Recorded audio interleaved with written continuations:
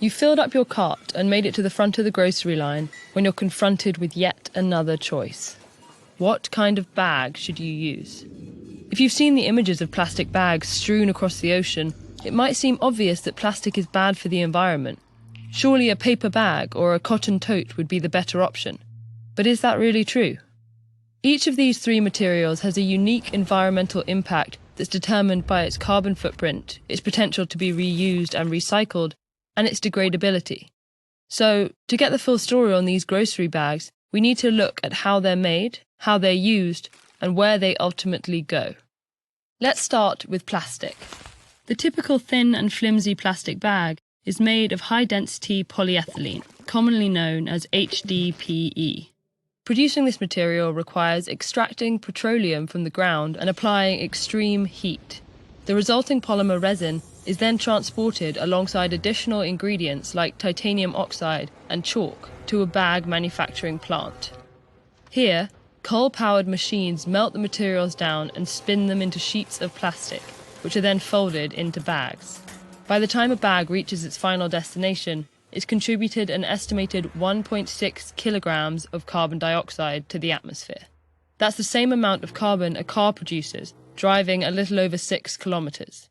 But the alternatives actually possess a much larger carbon footprint. Paper is made from wood pulp, and when you account for the carbon cost of removing trees from their ecosystems, a single paper bag can be responsible for about 5.5 kilograms of carbon dioxide. Meanwhile, growing cotton is an extremely energy and water-intensive process. The production of a single cotton tote emits an estimated 272 kilograms of carbon dioxide. When we compare carbon footprints, plastic bags are the clear winner.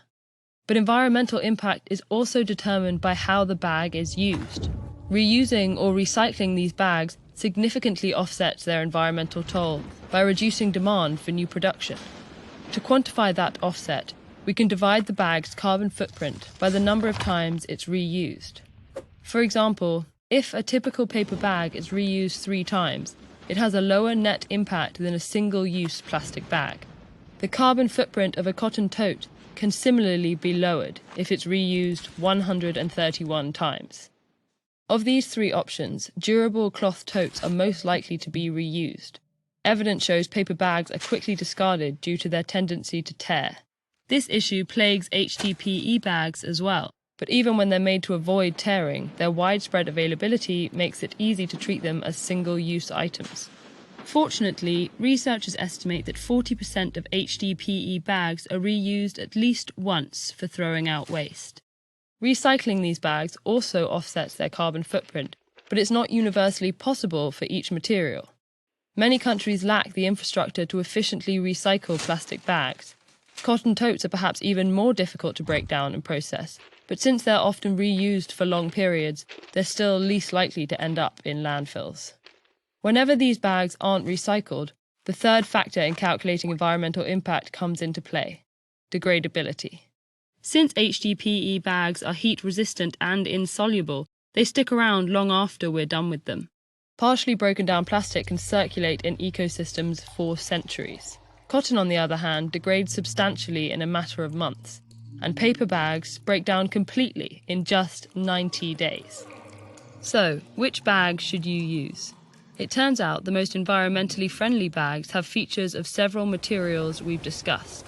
They're durable and reusable, like cotton, but made of plastic, which has a lower carbon footprint than cotton or paper. These sturdy shopping bags consist of polyester, vinyl, and other tough plastics, and are already used worldwide. More importantly, they should last a lifetime, making them the best option for the planet and your groceries.